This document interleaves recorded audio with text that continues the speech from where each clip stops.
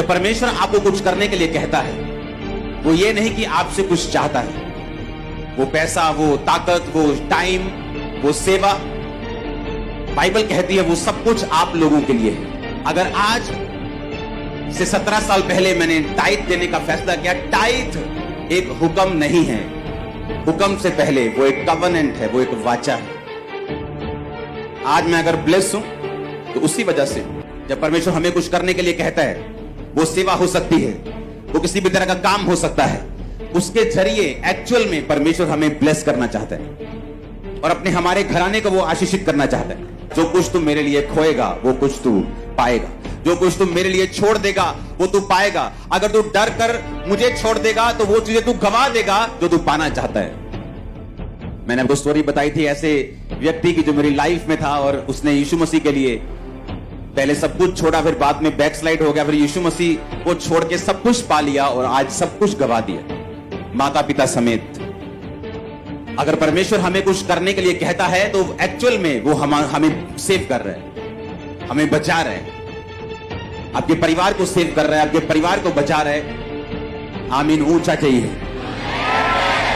जब आप सेवा करने लगते हैं आपको रुकावटें आती हैं, आप जब परमेश्वर में चलने लगते हैं आपको मुश्किलें आती हैं, थ्रेटनिंग आती है, आपको छोड़ने की धमकियां आती है, आपको मरने की धमकियां आती है, आपको डूबने की धमकियां आती है आपको।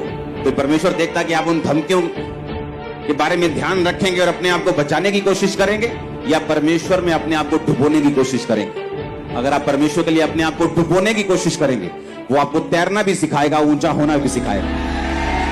और अगर आप परमेश्वर को छोड़ देंगे कि मैं मर ना जाऊं, तो वो लाइफ जाने वाली, वो फाइनेंस जाने वाला है, वो परिवार भी जाने वाला, उसे कोई रोक नहीं सकता।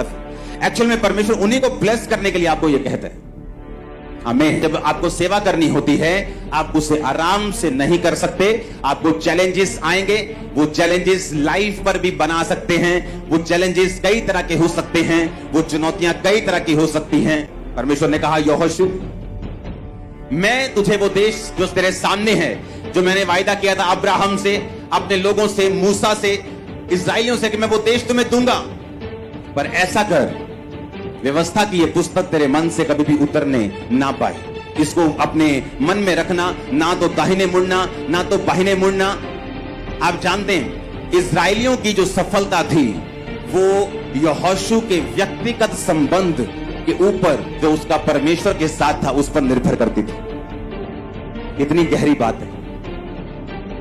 इस्राएलियों की सफलता यहोशू की पर्सनल लाइफ जो उसकी परमेश्वर के साथ थी उस पर निर्भर करती थी। और लोग बोलते किसी भी चर्च में चले जाओ कोई फर्क नहीं।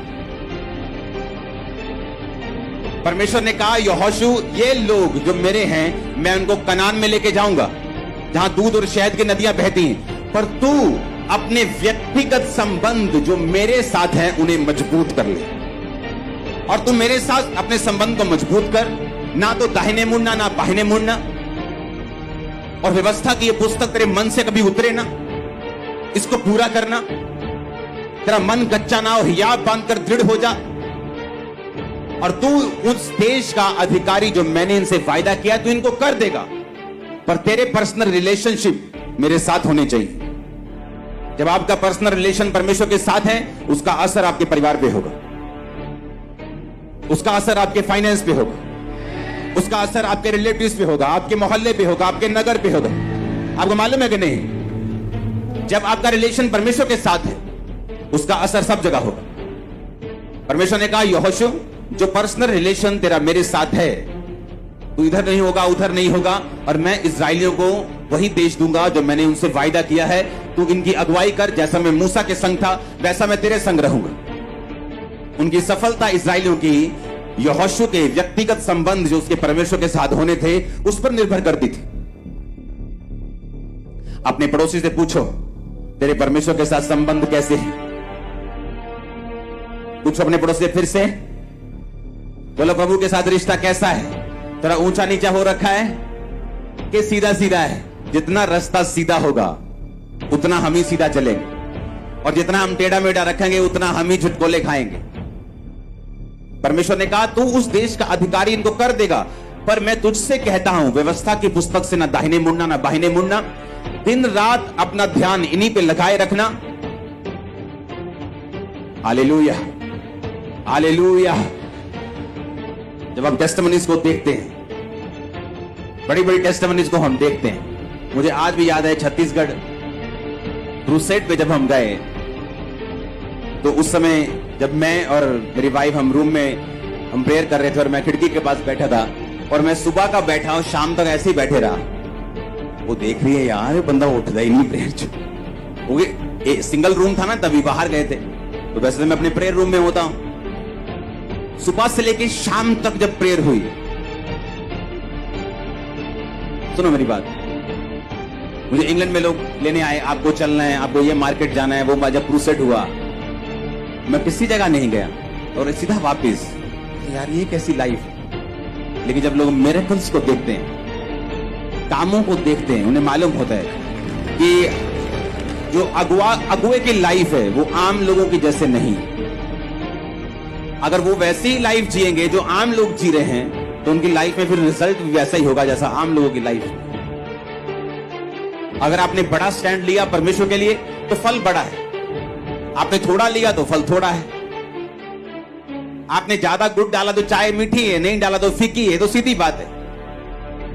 और जब क्रूसेड पे शाम को लोग टेस्टिमनीज दे रहे थे कि मैं पागल था, किसी को रेबीज थी, किसी को कुत्ते की तरह भौंकते थे, बच्चा ऐसा था, रेबीज थी, वो हील हुआ, डिलीवरेंस हुई, हीलिंग हुई, ब्लाइंड, ये वो सब, व्हील चेयर्स।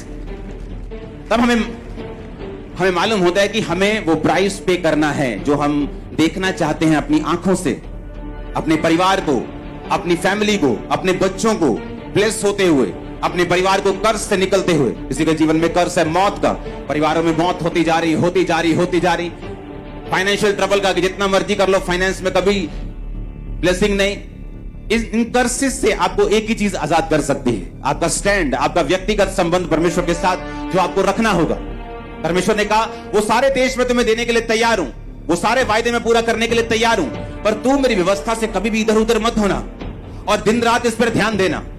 इस तेरे मुंह से निकला करें, अपने मन से इन्हें उतरने मत देना।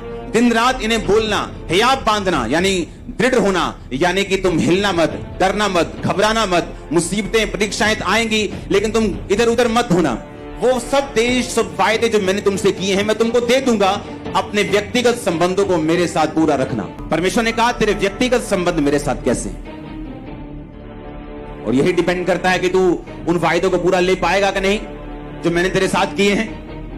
वो सारे वायदे मैं तेरी लाइफ में पूरा करूंगा जो इम्पॉसिबल है, वो तेरे परिवार का हो, तेरे फ्यूचर का हो, तेरी लाइफ का हो, तेरे कैरियर का हो, तेरे फाइनेंस का हो, पर तेरे मेरे साथ व्यक्तिगत संबंध कैसे हैं। ग्रेस को ग्रहण करो आज खुदा के साथ चलने की। हर एक अनहोली, अनगॉडली, हर वो चीज जो शैतानी लाइफ से आउट हो अभी यीशु के नाम में। हर वो चीज जो पाप से उत्पन्न हुई आपकी लाइफ में, आपको झगड़ा हुआ है, होली गोस्ट फायर आपके सिरों पे आई यीशु मसीह के सामर्थ्य नाम में। आमीन हो जाए बरकत आपकी चर्च। हालेलुया।